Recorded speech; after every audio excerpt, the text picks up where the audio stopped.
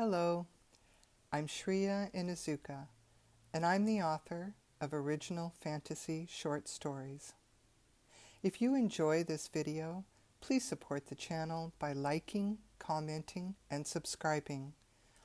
I truly appreciate your support. It really helps the channel to grow.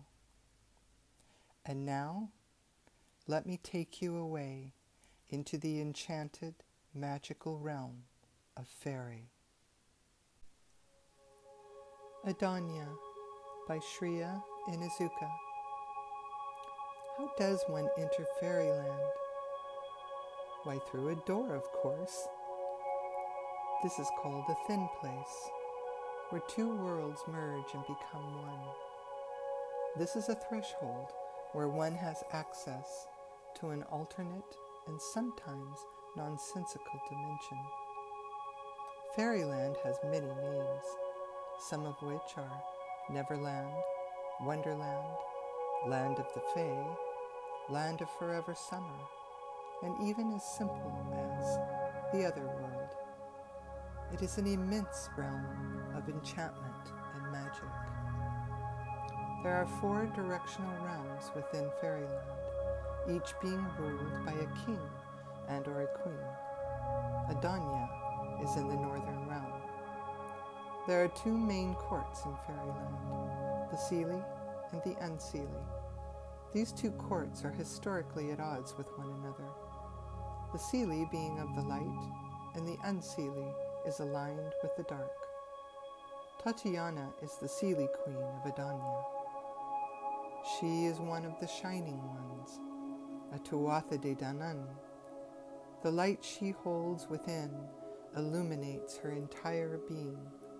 Her skin is translucent and milky, with a dusting of shimmering rose.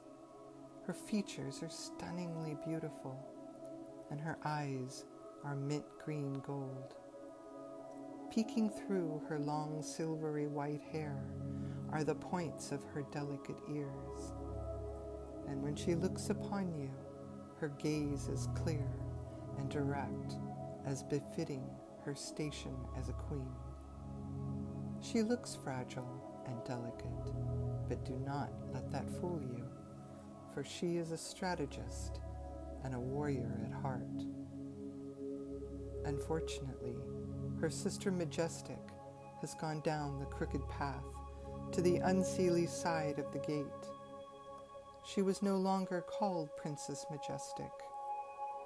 She abdicated her position on the Seelie court and began to practice the dark arts. She was now called Malignia, a dark fairy. Her translucent light began to dim, and her mint green gold eyes turned dark as night. A crow was her familiar and her constant companion. And in her anger and jealousy of Tatiana, she had become hateful and bitter. Malignia was at complete odds with her sister Tatiana about engaging with humans. She blamed the humans for the death of their older sister Gaiana. Gaiana's spirit was intricately connected to the ancient oak forest. So when the humans started felling the trees for pasture land and wood in the green world, Gaiana's heart went dark. When the last of the enchanted oak trees were felled in the green world, that forest which was mirrored in Fairyland died too. Gaiana's wrath had scorched it to the bones. It had become the haunted Hallows. It hadn't always been like this between the sisters. They had been close when they were younger, even though they were all quite different, not only in how they looked, but in temperament as well. Gaiana had red gold hair and was loving and kind, while Tatiana's hair was silvery white, and she'd rather fight than waste her time loving. Majestic's hair was of a deep golden hue. She was gifted with happiness and a heart that was true. When Guyana was alive, things were different. It was well known that when her father, the king, abdicated the throne, that Guyana would become queen. Sadly, when Guyana was sucked into the dead world, their father was so saddened he could no longer perform his duties, and that is how Tatiana became queen of Adania. The trouble between the two sisters came about when Tatiana began recruiting humans to become stewards of the earth. Majestic was adamantly against trusting humans, not only because of the death of her older sister, but because of what they did to the ancient oak forest. Because of this, Majestic had stolen a male human baby as payment from the family who was responsible for the destruction of the forest. She considered it to be a life for a life. When Queen Tatiana heard of the plight of the human baby, she took it from the clutches of her sister, taking it upon herself to be the baby's protector. She gave the baby to a childless elven couple, and for all intent and purposes, Queen Tatiana was like his fairy godmother. After this insult, Malignia began to consort with a witch. This was not just any witch. This was the Bone Witch. She was called this because her house was made of chicken bones, as were the bones she used for divination. "Teach me what you know," said Malignia, "and I will pay you well." The witch gave her a nod and took her in as an apprentice for many years. The Bone Witch taught her how to extend her visions through scrying into water, how to transmogrify into wild animals, and to bend someone's will to her own, as well as the use of herbs and plants for healing and spells. It was not unusual for fairies to work with witches, but to fraternize with the witches that practiced dark fairy art was frowned upon by the Seelie court. When Tatiana got wind that she was dabbling with necromancy, she was banned from the Seelie side of the realm. When they were children, Majestic, who was always happy and joyful, looked at her sister Tatiana as unapproachable, since she was so strategic and practical, whereas the older sister Guyana was always lovingly open and kind. This made Majestic feel much closer to their older sister Guyana than to Tatiana.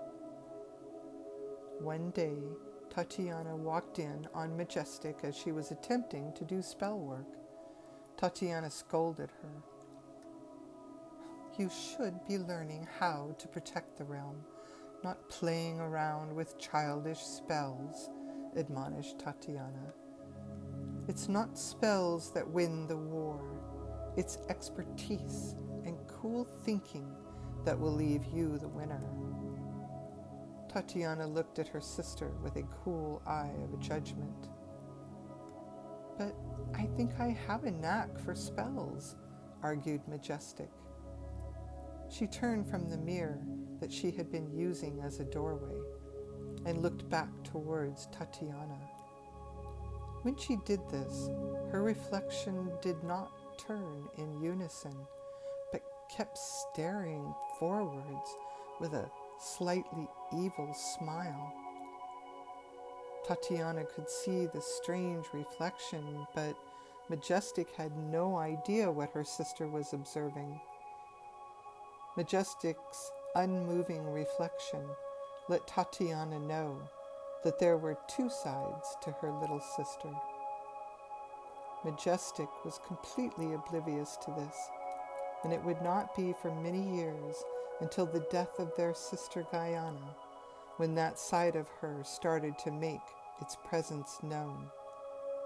For as happy and joyful as Majestic was, the side of her that was angry and bitter started to take over.